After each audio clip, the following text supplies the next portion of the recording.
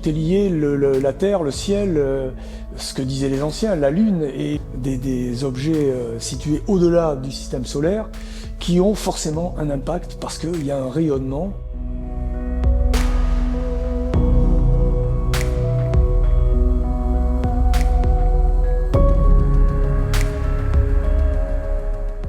Il faut y mettre l'intention. Et je me suis aperçu en faisant son vin qu'on y met beaucoup de sa personne. Et ça, je ne pensais pas que ça rentrait dans le terroir et dans l'expression du terroir. On voit quand même dans l'évolution de l'agriculture un changement de mot. Avant, on était agriculteur. Et après, on est devenu des exploitants agricoles. On n'accompagne plus nos terres, on les exploite. Si tu devais comprendre l'anthroposophie pour commencer l'agriculture biodynamique, moi, je n'aurais pas encore commencé.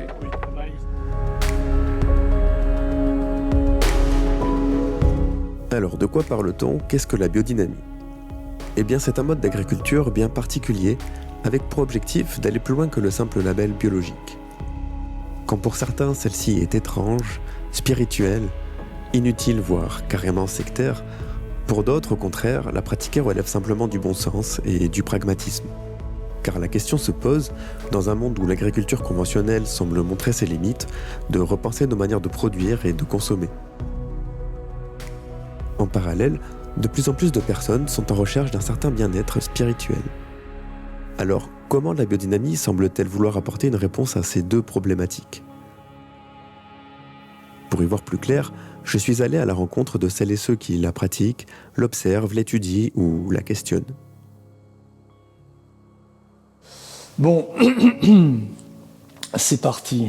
La différence entre la bio et la biodynamie. D'abord, pour être en biodynamie, il faut le socle bio. C'est-à-dire, on ne peut pas être biodynamie si on n'est pas bio. L'idée, c'est ce mot commun, c'est bio, c'est la vie. Le prérequis pour être en biodynamie, c'est d'être certifié en agriculture biologique. Ça va un peu plus loin sur certaines pratiques, notamment au champ, et puis dans le vin, surtout au chai. Pour faire de l'agriculture biodynamique, il faut faire comme de l'agriculture biologique. Quelque part. On va plus loin, mais c'est mal. La grosse différence, c'est que le but ultime de l'agriculture biodynamique, c'est d'avoir à ne plus utiliser aucun produit.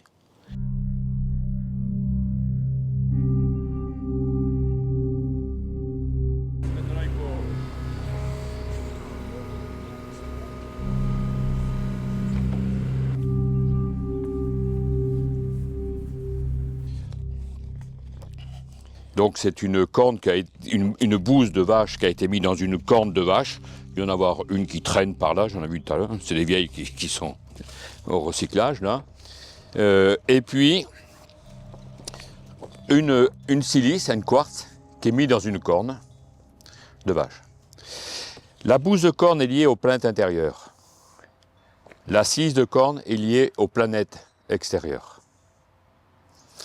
Et c'est-à-dire que quand on va mettre la bouse de corne, on va étendre le compost qui sont liés aux planètes intérieures, et quand on va mettre la silice de corne, on va étendre ce compost avec les préparations qui sont liées aux planètes intérieures. Donc on est l'interaction entre le compost, qui est au niveau du sol, et les deux préparations que l'on met. Là on est vraiment dans le cœur de la pratique, du moins dans la compréhension que j'en ai du cours aux agriculteurs.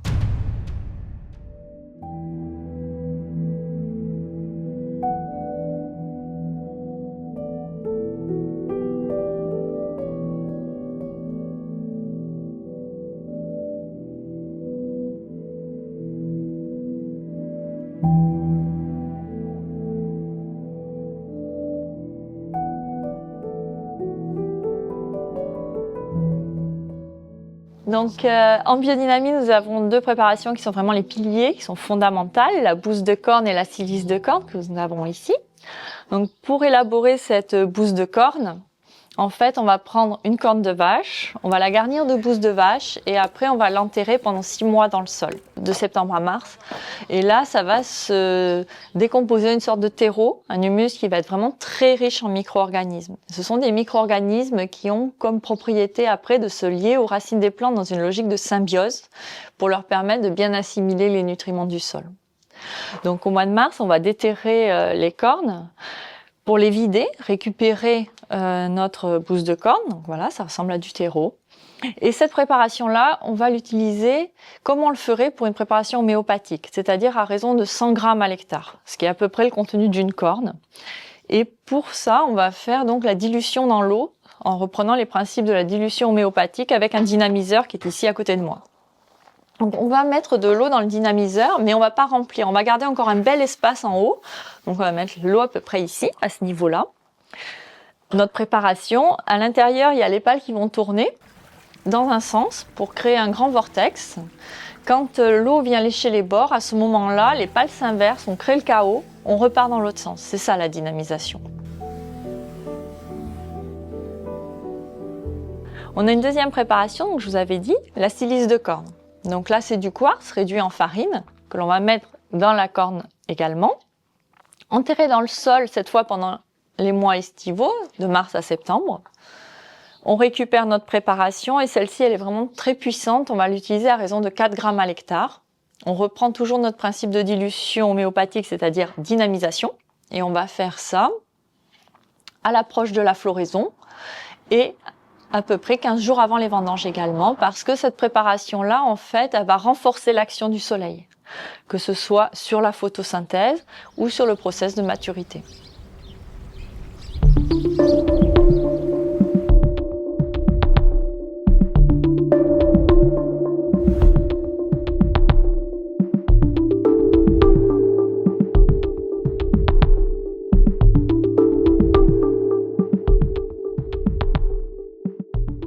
Voilà, donc ça c'est les deux préparations principales qu'on utilise en biodynamie. Il y en a d'autres, mais on va dire que c'est les préparations de base. Et ça, on les couple avec des tisanes et des décoctions. Pour appliquer les préparations biodynamiques, on va utiliser, on va se baser sur le calendrier lunaire qui va nous apporter les périodes où on peut appliquer ces préparations. Et ensuite, on les dynamise préalablement dans une cuve. Alors moi, j'ai un dynamiseur qui est en cuivre.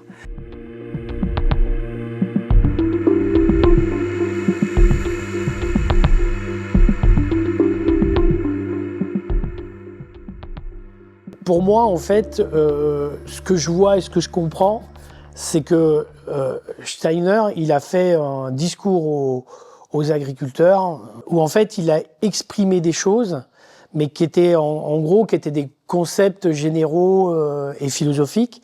Et en fait après la biodynamie s'est développée à partir d'essais par j'allais dire des disciples de Steiner ou des gens qui ont repris les travaux de Steiner et qui petit à petit en fait ont défini les différentes préparations biodynamiques pour voir que telle préparation faite dans une vessie de cerf, j'espère que je dis pas de conneries, sera meilleure que si on la faisait dans une vessie de porc. Voilà.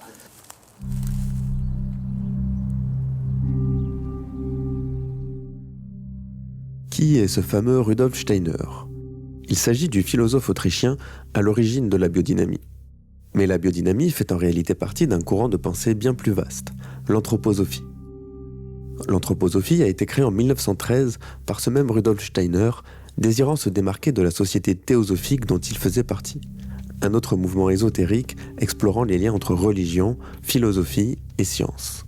La biodynamie trouve donc son origine dans l'anthroposophie, elle-même héritée de la société théosophique, un courant marqué par un étonnant syncrétisme. Il n'est donc pas surprenant que les pratiques qui y sont associées soient qualifiées d'ésotériques. Alors mon sentiment à moi, c'est que en effet, pour Steiner, tout ça est lié. Steiner était vraiment quelqu'un qui essayait de tout réunir et d'expliquer l'univers par cette racine de 1. Tout est... Et ça m'a parlé, par contre. Le fait que tout est lié, la terre, le ciel, ce que disaient les anciens, la lune, et lui est allé plus loin. Des rayonnements nous arrivent du fond de l'univers.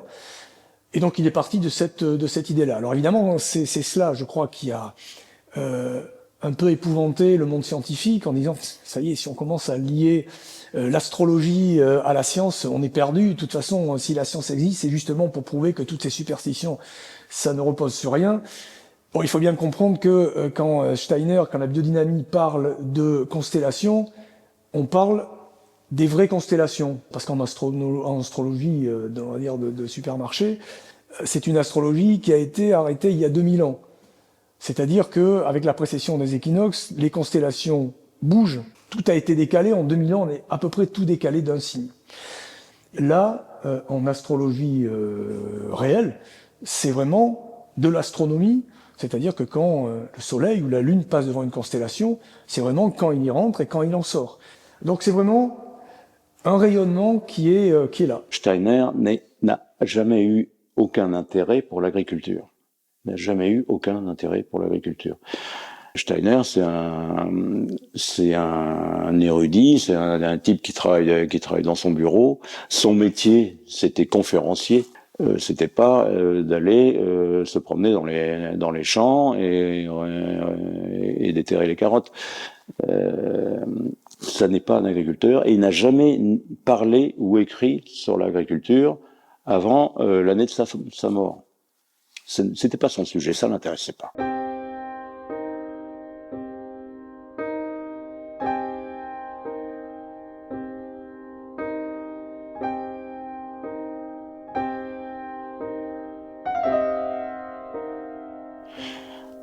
Le cours aux agriculteurs, c'est un accident. Il avait, dans les gens qui s'intéressaient à son travail philosophique, un groupe d'aristocrates en Silésie qui étaient propriétaires terriens, qui s'intéressaient un petit peu à leur production agricole et qui lui ont demandé et payé pour venir faire sa conférence. Même la nature ne l'intéresse pas. Encore une fois, il est philosophe. Son sujet, c'est le langage. Pour lui, le langage existe avant le monde. Le monde réel, le monde matériel, n'existe que par le langage. Et ce qui place nécessairement l'humain dans une position très particulière au milieu de la nature. C'est le contraire de l'écologie.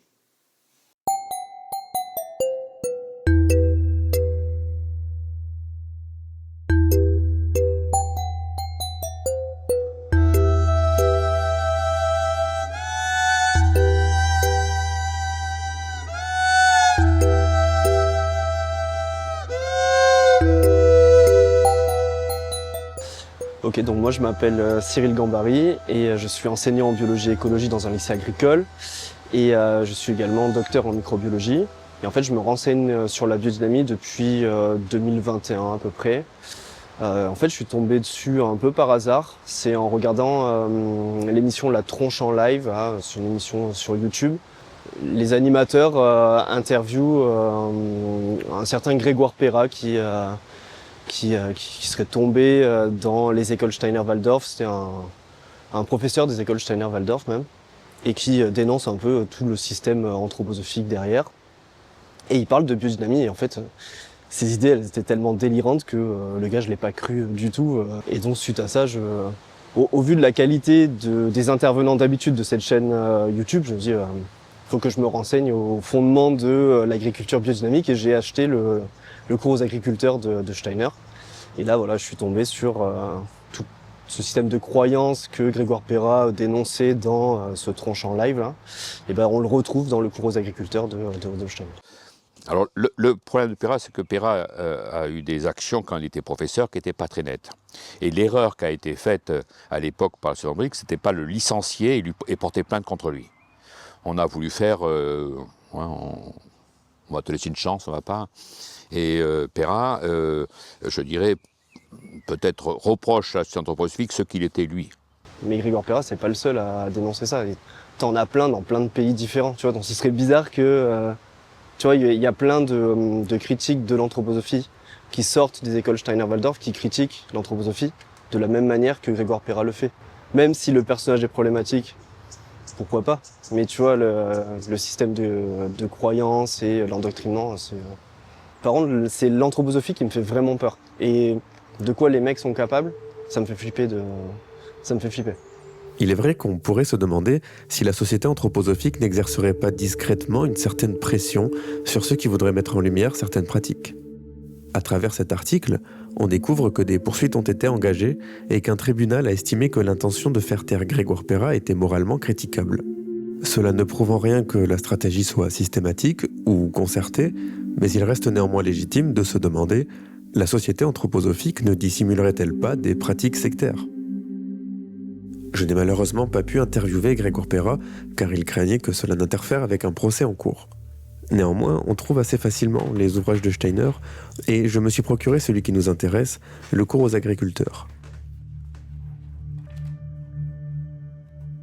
En le parcourant, on peut rapidement se rendre compte que l'aspect spirituel de la biodynamie ressort clairement, ce qui confirme sa dimension ésotérique. L'anthroposophie, je dirais, moi je suis membre d'Institut anthroposophique, personne ne m'a obligé, hein. J'y suis rentré librement. Je paye une petite cotisation chaque mois, mais librement. Et à une époque, il fallait être parrainé, j'ai refusé d'y rentrer. Est-ce que, moi, en tant qu'anthroposophe, je pose problème à mon voisin? Rien, je vois pas en quoi. Il n'y a vraiment pas de dogme là-dessus. Moi, j'en constate pas, quoi, ou très peu. Pas plus que dans d'autres systèmes où je vois des paysans conventionnels, pour le coup, qui n'interrogent pas du tout ce qui se passe et ils voient juste leur technicien qui leur dit va mettre un insecticide, qui regardent même pas s'il y a un insecte dans le champ, qui vont juste mettre leur insecticide. De mon expérience humaine, des gens que j'ai rencontrés en anthroposophie et à Déméter, j'ai jamais eu de personne où je me suis dit que c'était quand même inquiétant.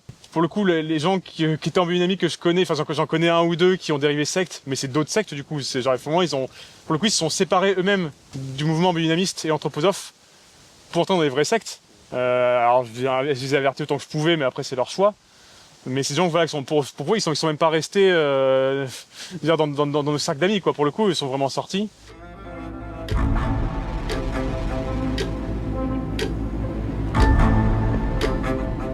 Au-delà de l'aspect philosophique ou ésotérique, les pratiques de l'agriculture biodynamique se veulent bénéfiques à la santé des sols. Mais de manière générale, il est difficile d'étayer les propos de Rudolf Steiner grâce à la science. Par exemple, les cornes de vache seraient pour lui des sortes d'antennes cosmiques. Alors, cela veut-il dire que tout est bon à jeter ? C'est vrai que toutes les techniques d'agroécologie vont essayer de redonner un peu de vie à des sols qu'on dit sol mort en fait, mais en fait sol mort c'est une aberration scientifique parce qu'un sol il peut jamais être mort en fait, parce qu'il y a toujours de la vie en elle-même dans un sol. Bon, un sol vivant, ça va être un sol qui va être fertile, on va dire, donc qui va amener la vie, qui va être riche en micro-organismes, en champignons, en insectes, voilà, en macrofaune du sol. Et on sait que sur un sol vivant, les plantes, elles vont résister un peu mieux aux maladies. Il y a plein d'études là-dessus. Et moi, je pense que c'est vraiment parce qu'ils ont une meilleure attention à leur production, une meilleure attention peut-être à la nature, et que du coup, ils font tout un tas de pratiques qui ont un intérêt vraiment agronomique. Les couverts végétaux, les biodynamistes, ils le font. Ils ont souvent des haies autour des parcelles pour protéger à la fois du vent, pour fixer des populations d'auxiliaires ou voilà, de pollinisateurs. Voilà, c'est des bonnes pratiques agricoles qu'ils vont faire. Ils vont utiliser des purins, et ça, c'est pas spécifique à la biodynamie. Même des agriculteurs en bio peuvent le faire. Donc, et ça marche. C'est un vrai fondement scientifique. Tandis que les préparations biodynamiques, pour le coup, ça n'a pas un vrai fondement scientifique. Là, on est dans la croyance, dans la magie, dans l'occulte, quoi. Il faut vraiment se demander si l'efficacité de la biodynamie, ça viendrait des pratiques agroécologiques qu'ils ont ou des spécificités qu'ils font, à savoir la bouse les préparations et les cycles lunaires, quoi.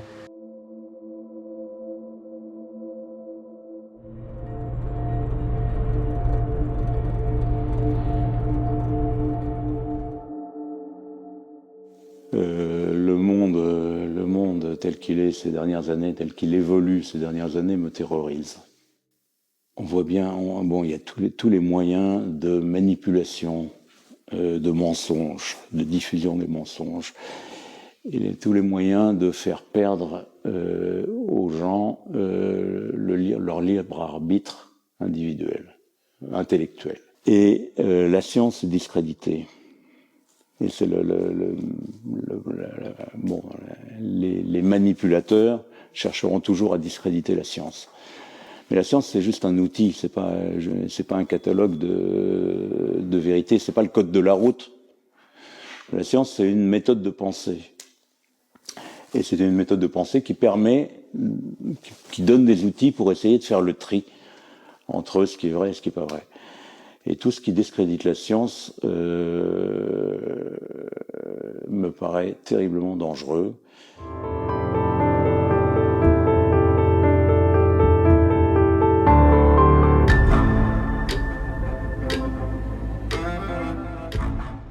Parce que j'ai beaucoup de copains qui se moquent un peu de moi, forcément, qui disent ah, t'es le sorcier, tu fais des trucs, voilà, et c'est bon, c'est ce ton de ma blague. Je dis toujours, moi, en soi, je suis bête et méchant, je suis un paysan, hein, on n'est pas... Et que ce soit les préparations qui marchent, ou le Saint-Esprit, ou le voisin qui... Enfin, peu importe l'explication, en fait, tant que moi je vois des effets et que ça me convient, je suis pas difficile. J'ai pas l'impression... Enfin, j'ai l'impression de voir des effets. Et au-delà des effets, c'est juste vraiment, je me réintéresse à mon sol. Et en fait, je pourrais là aujourd'hui maintenant repasser en bio et arrêter la biodynamie. Je continuerai certainement à m'intéresser à mes sols. C'est pas le label Déméter qui me force. Enfin, eux, ils contrôlent si les préparations et ça s'arrête à peu près là. Enfin, il y a d'autres points, mais voilà, ils vont pas chercher beaucoup plus loin que ça. On peut aussi pratiquer la biodynamie avec quelque chose d'un peu plus cartésien, d'un peu plus simpliste, un peu plus dans notre époque, et de se dire que dans tous les cas, dans le pire des cas, ça fait pas grand mal. Aujourd'hui, on a des sols beaucoup plus vivants, qui nous le rendent bien quand on a besoin de passer dessus, qui sont beaucoup plus diversifiés en termes d'enherbement. Certains des propos de Rudolf Steiner vont au-delà même de l'ignorance en étant carrément racistes. Selon lui, il y aurait différentes races d'hommes, hiérarchisées selon leur niveau spirituel. Comment peut-on alors continuer de suivre les intuitions d'une personne ayant tenu des propos aussi aberrants et problématiques ? Peut-on faire de la biodynamie en se détachant de Steiner, sans être anthroposophe ? Il y a certaines personnes qui vous diraient non. Dans la pratique, je pense qu'il y a quelques vignerons, effectivement, qui ont besoin et qui se réfèrent à Rudolf Steiner pour pratiquer la biodynamie. Donc moi, je me réfère pas et je pratique la biodynamie sans aller voir régulièrement les textes autour de Rudolf Steiner.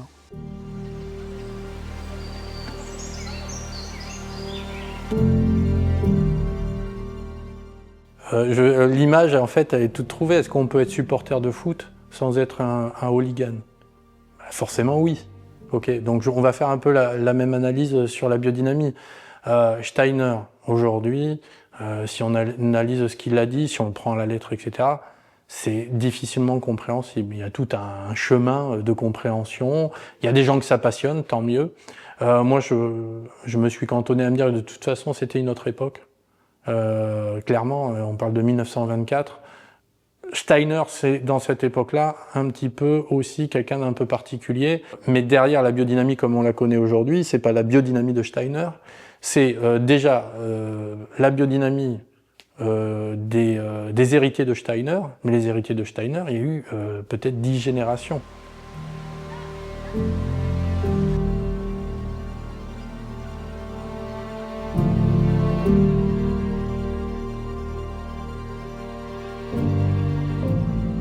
Pendant longtemps, on a accroché cette image ésotérique de Steiner avec ce qui a nui au développement de la méthode culturale, quoi. Alors personnellement, moi je fais vraiment une différence entre certaines de ses pensées et la biodynamie. Mais par contre, ce qui l'a amené, Rudolf Steiner, c'est aussi une vision où on prend en compte la plante.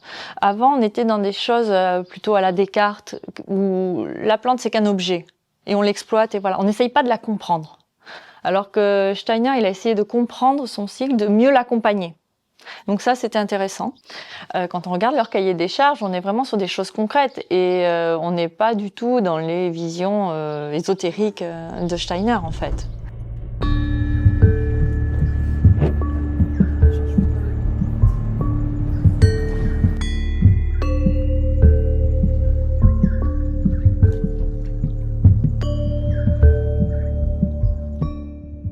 Bon, faire de la biodynamie, c'est quand même accepter Steiner comme professeur. Quand on demande la certification biodynamique, la première chose qu'on fait, c'est de signer j'adhère à la philosophie de Steiner.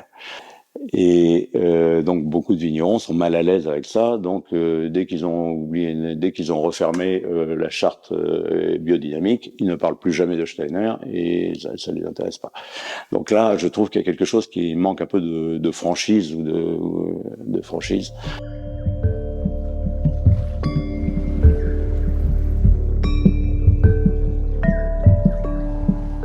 Alors la biodynamie, c'est des pratiques bien intentionnées, bien intentionnées, avec la volonté de mettre la nature, le vivant en avant. Mais on n'est pas du tout obligé d'adhérer au dogme de la biodynamie pour pratiquer ça. Donc ça m'a assez vite agacé d'entendre des vignerons s'attribuer en fait toutes les vertus sous le nom de biodynamie et du coup rejeter comme pollueurs et vignerons sans conscience et sans sensibilité tous ceux qui ne faisaient pas comme eux. Donc ça j'ai trouvé ça carrément détestable.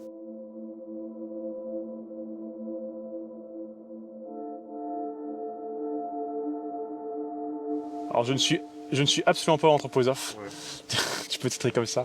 Je ne suis pas anthroposophe du tout. J'ai rien contre les anthroposophes. Hein. Enfin, forcément, j'ai des désaccords avec eux. Il n'y a heureusement pas d'obligation. Et forcément, il y a des liens parce que Steiner et parce que du coup, il y a des ponts entre les deux. Et ouais, ces racines communes, elles sont importantes. Elles nous lient. Et je pense que, de manière générale, pas que les anthroposophes, je pense que moi, je préfère construire dans les liens que diviser et autres. Je préfère voir toujours le point commun que j'ai avec celui avec qui je suis pas d'accord, avec qui je suis d'accord, que me construire sur mes différences. Quand je vois un collègue conventionnel, j'essaie de voir mes points communs avec lui. Mais je trouve que plus le temps avance, plus on a des biodynamistes qui arrivent, non pas par l'anthroposophie et par Steiner, mais plus par une volonté des préparations ou d'apporter du soin vivant.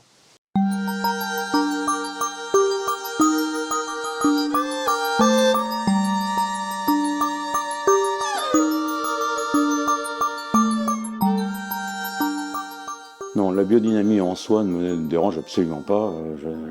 C'est un métier difficile, le métier de vigneron. C'est un métier dans lequel, en permanence, on a besoin de prendre des décisions sur des sujets qu'on ne maîtrise pas. Donc on ne comprend pas vraiment.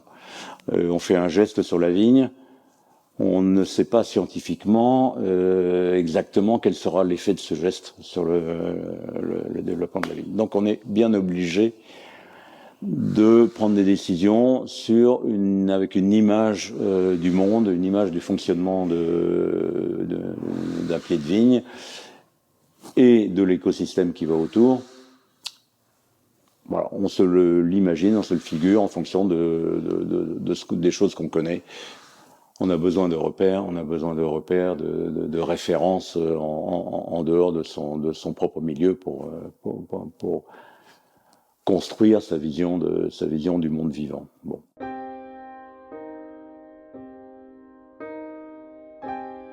Ce qui me gêne plus, c'est qu'il faut quand même pas abdiquer toute rationalité et tout raisonnement.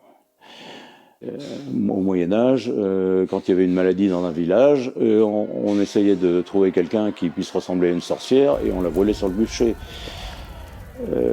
Et ils n'étaient pas ni plus bêtes ni plus méchants que nous. Ils avaient plus peur. Le raisonnement est le même.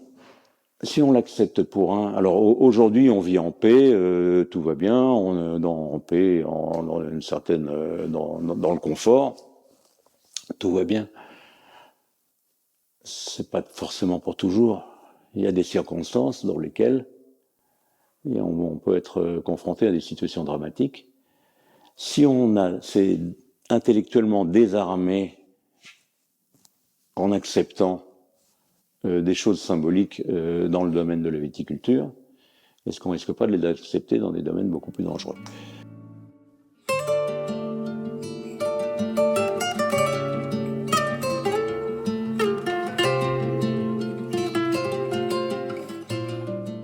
peut-être qu'ils se trompent, hein, peut-être que sur la partie anthroposophe, ils se trompent.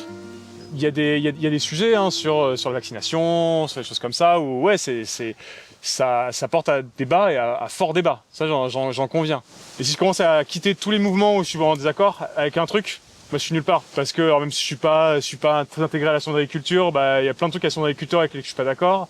Je peux aussi me battre avec tous mes voisins parce qu'ils mettent des produits chimiques et que je suis pas d'accord. Et donc, oui, je reste quand même dans ce label-là parce que c'est aussi le seul label qui me permet de vendre mes produits comme ça. Et parce que en soi, je me revendique quand même de ce qu'ils défendent en termes d'écologie, en termes de fermes modèles et sobres. Et ça, je suis totalement d'accord avec eux.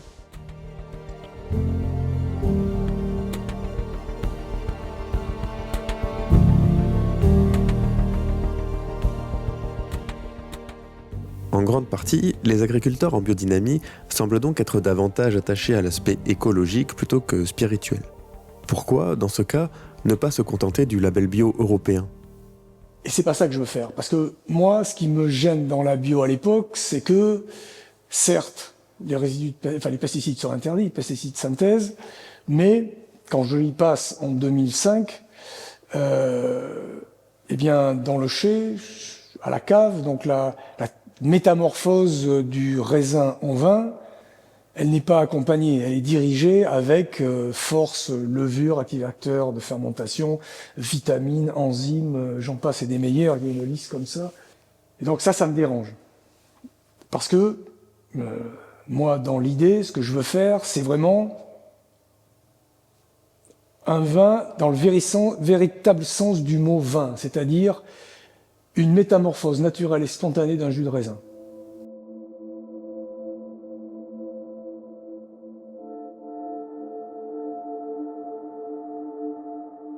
Et donc la bio, en 2012, la bio française s'efface devant la bio européenne. Et donc il faut trouver une règle commune. La bêtise est là.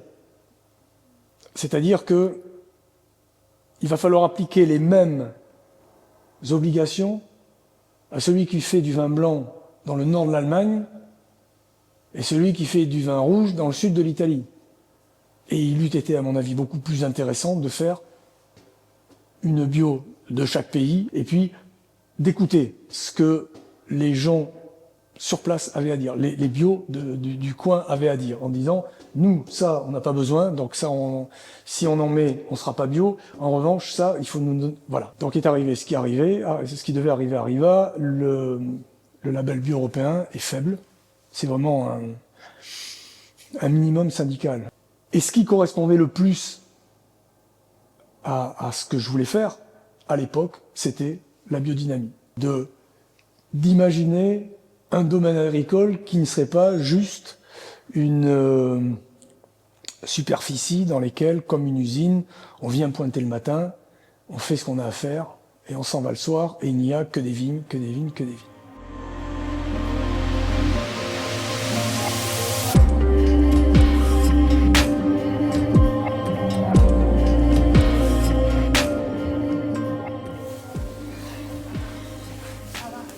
C'est une question de plaisir, c'est une question de se réintéresser, de trouver un sens à son métier.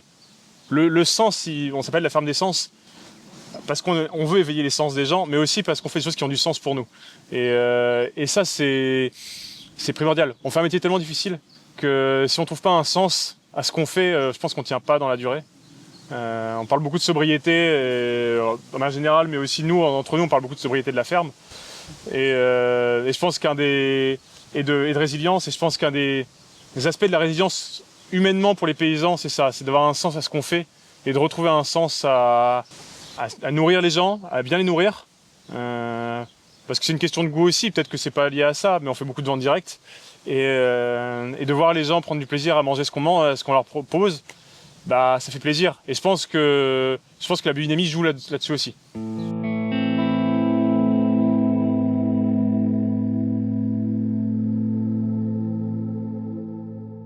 Nous, ce qui nous a intéressés, c'est vraiment d'aller plus loin dans notre approche du vivant. La biodynamie oblige à appréhender l'intégralité de la ferme de façon bienveillante.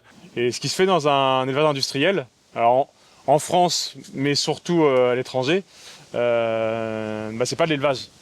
Il y a des élevages encore qui existent, mais il y a plein d'endroits où en fait c'est de l'industrie de la viande, où on rabaisse l'animal. Au contraire, en fait, c'est pire que tout. Et déjà moi ça me fait mal au cœur qu'on appelle mon métier comme m'appelle leur métier.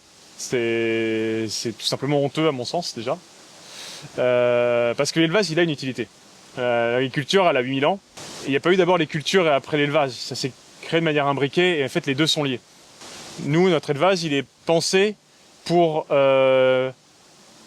fournir suffisamment de fumier à nos cultures, pas plus, pas moins, donc pour être autonome, et pour que on prenne le moins possible de nos cultures pour nourrir l'élevage. On a environ 15 à 20% de notre surface qui est utilisée pour nourrir nos cochons, et les 80% restants sont pour les humains directement. Donc là, on a un élevage qui déjà, sur la partie alimentaire et la surface qu'il prend, est raisonnable. Donc effectivement, faire quelque chose en se disant ouais, je le fais parce que c'est un cahier des charges, je le suis à la ligne, mais je sais que ça sert à rien, ou en tout cas j'en suis pas convaincu, ça ne marchera jamais. Donc clairement, la pensée ne s'exprime que par l'acte. Alors bon, que Steiner l'ait dit et qu'on nous oppose de penser qu'on a une pensée goethéenne ou goethienne sur ce sujet-là, pour moi, c'est juste le fait d'exister. On a tous un choix différent dès qu'on se lève le matin. Et de se satisfaire dans son choix, ça fait partie du succès. C'est presque la clé du bonheur.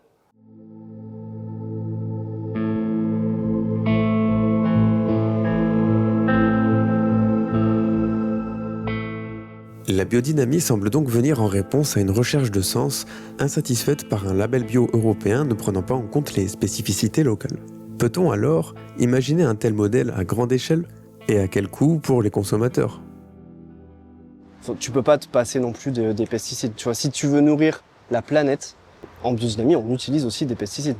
C'est faux de dire qu'il n'y a pas de pesticides. C'est des pesticides qui sont peut-être en moindre quantité encore que l'agriculture bio. Par exemple, pour le vin, la bouillie bordelaise, a priori, c'est un pesticide, c'est hyper problématique, c'est un antifongique, hein. Et ils ont que ça pour traiter leur vignoble quand il y a une attaque de champignons. Et c'est du sulfate de cuivre, c'est un métal lourd, ça se retrouve dans les sols, ça se retrouve dans les nappes, et c'est hyper toxique. C'est utilisé en biodynamie comme en conventionnel, comme en bio. Peut-être dans des quantités moindres en biodynamie, mais moi je pense vraiment que un mix entre de l'agroécologie et des pesticides, mais de manière raisonnée et raisonnable, c'est ça l'agriculture de demain en tout cas. De se dire on peut produire en bio et nourrir en bio, ça c'est à mon avis il y a aucun souci, c'est aujourd'hui argumenté et argumentable. Par contre en biodynamie, là-dessus, moi, j'ai pas de compétences scientifiques ou de retour clair là-dessus.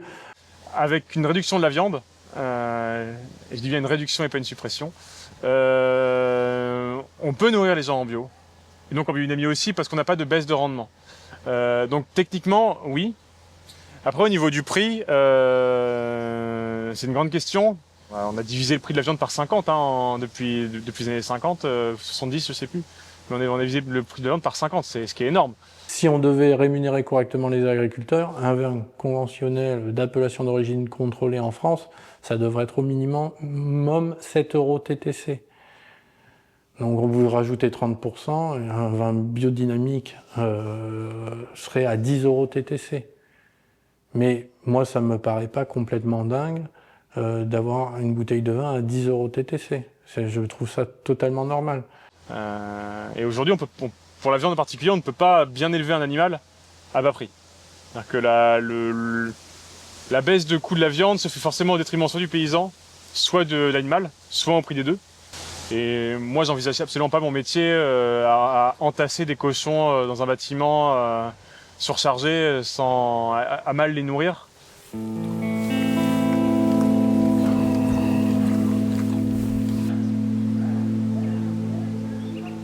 Souvent, on dit oui, mais le bio, ça coûte plus cher. Effectivement, dans la production, ça coûte plus cher. Mais le gain sociétal derrière est énorme. Ce n'est pas la bio qui est chère, c'est le conventionnel, le chimique et le transformé qui n'est pas assez cher, parce qu'on ne prend pas en compte tous les effets secondaires qui auront lieu dans 20 ans, dans 30 ans, dans 40 ans. Moi, je parle souvent du vrai coût de la nourriture, parce qu'on paye certainement notre baguette de pain pas très cher, notre litre de lait pas très cher en magasin, mais en fait le vrai coût il est énorme, parce qu'on le coût de la dépollution de l'eau, le coût des problèmes de fertilité des sols qu'on peut avoir, d'érosion, le coût social aussi pour les paysans ou autres. Il y a plein de coûts à côté qu'on paye indirectement et qui ne seraient pas forcément à payer avec une agriculture plus durable, donc en bio, en biodynamie, même déjà avec une réduction des produits phyto. Mais derrière, il faut qu'il y ait une réelle volonté politique, que ça se mette dans les cantines des écoles, dans les cantines des collèges. Il faut aussi que le consommateur soit aussi prêt à cuisiner, parce que manger que des choses transformées qui ont été dopées aux pesticides, forcément, c'est néfaste. Donc si on reconsidère un peu toute notre façon de consommer, effectivement, le gain est important et compense largement le surcoût de départ.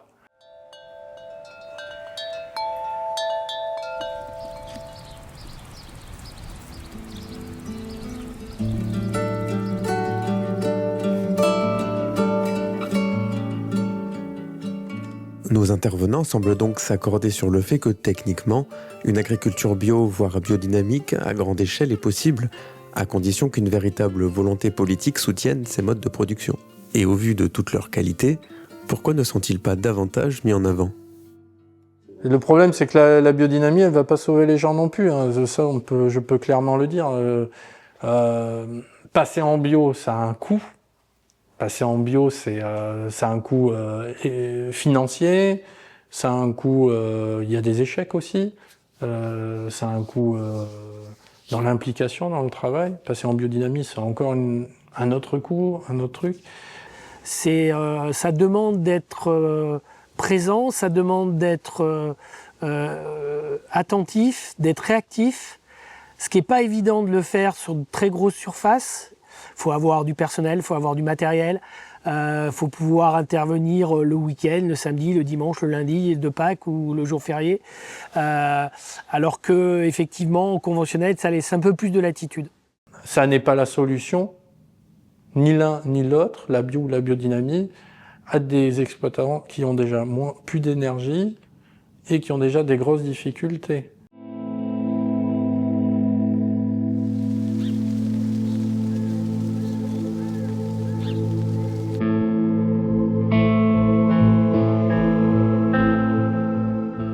Un vigneron conventionnel, on lui a toujours dit et on continue à lui dire que grâce aux produits qu'il a, aux produits phyto qu'il a, il va pouvoir récolter. Et ça, on lui garantit une récolte. Alors qu'en bio, en biodynamie, on ne peut pas te garantir la récolte. Il ne faut pas croire qu'en faisant ça, à une époque, certains ont directement été dans le bio parce qu'il y avait vraiment une bulle spéculative et ça fonctionnait très bien. Aujourd'hui, c'est plus le cas. Tout le monde souffre, toutes les difficultés sont globales pour tout le monde. Et puis actuellement, économiquement parlant, entre un bio et un conventionnel, actuellement, il n'y a pas de plus-value. C'est pas plus payé que tu sois en bio ou en conventionnel. Enfin, mais c'est dans le contexte actuel et général. C'était pas le cas il y a 4-5 ans. Ce qui fait que des vignerons sont en train de repasser en conventionnel. Toutes ces agricultures demandent une grande réflexion sur le plan comptable et sur le plan technique. Et tout ça, ça a un coût.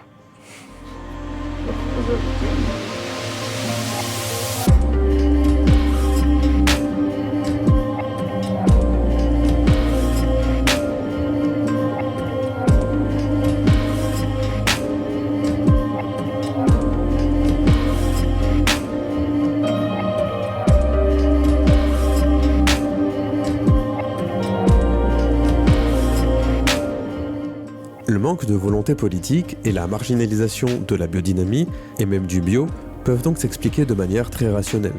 Ces agricultures demandent des efforts supplémentaires, et face à une demande qui ne suit plus, dans un monde toujours plus compétitif, les agriculteurs ont peu intérêt à s'y engager. Que reste-t-il alors ?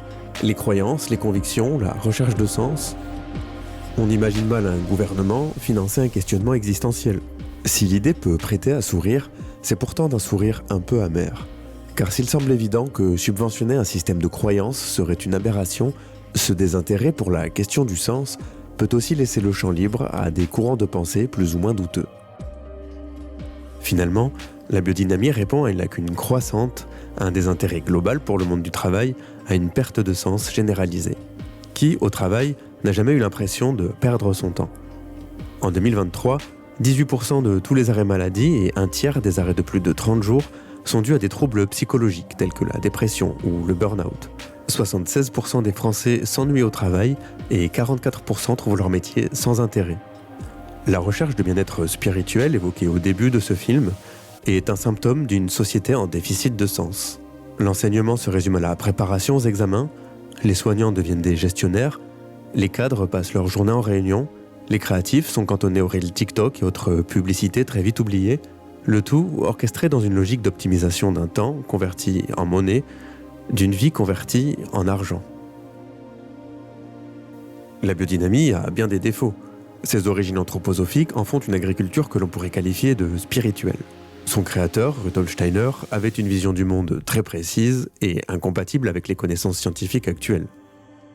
Évidemment, au début du XXe siècle, le monde était très différent. Et aujourd'hui, les agriculteurs réinterprètent, se réapproprient les pratiques biodynamiques, ou plutôt la philosophie qui les accompagne. Si pour Steiner, l'homme est au-dessus de la nature, la domine, la majorité de nos intervenants cherchent au contraire à se mettre au service de celle-ci. Mais cela ne veut pas dire qu'un tel fonctionnement est viable ou efficace. La bouse de corne, la silice de corne, la dynamisation, les études scientifiques portant sur ces méthodes peinent à leur accorder un quelconque crédit et tendent plutôt à démontrer qu'elles n'améliorent pas davantage les sols que l'agriculture biologique. Alors, pourquoi continuer ? Cela demande du travail, un investissement personnel et financier, ce n'est pas mieux payé. Ce que recherchent les agriculteurs en biodynamie, finalement, c'est davantage une reconnexion à leur environnement, à un niveau plus local, à une échelle plus humaine. C'est reprendre le temps de réfléchir par eux-mêmes à ce qui semble fonctionner pour eux, et c'est s'affranchir des méthodes parfois arbitraires, dictées par des protocoles, des normes ou des marchés financiers. C'est travailler davantage pour chercher à comprendre l'intérêt de chaque geste et ainsi redonner un sens à leur métier. Les maîtres mots de notre société étant la compétitivité et la productivité, les gouvernements se succèdent et sont peu enclins à valoriser cette quête de sens, pourtant essentielle à une humanité en bonne santé. C'est donc dans ce contexte que s'inscrit la biodynamie, une réponse imparfaite, potentiellement dangereuse mais profondément humaine, à un vide laissé par un monde qui court sans vraiment chercher à comprendre où il va. Un monde qui se remplit mais ne se nourrit pas.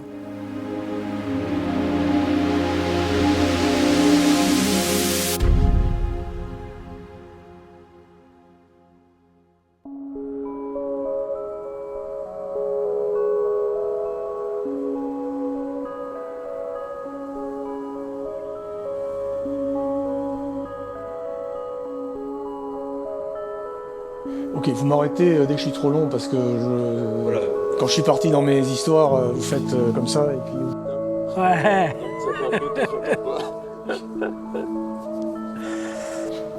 Autre chose à ajouter ou... Bah non, après, on peut parler pendant 20 ans en fait. Qu'est-ce que je voulais dire? J'ai oublié ce que je voulais dire. C'est un peu long, je sais pas comment tu vas te débrouiller avec tout ça. Bah, je me rappelle plus de ce qu'on avait dit l'autre fois parce que ça me vient spontanément. Faut juste vous trier maintenant. Bon, ça va un peu loin, mais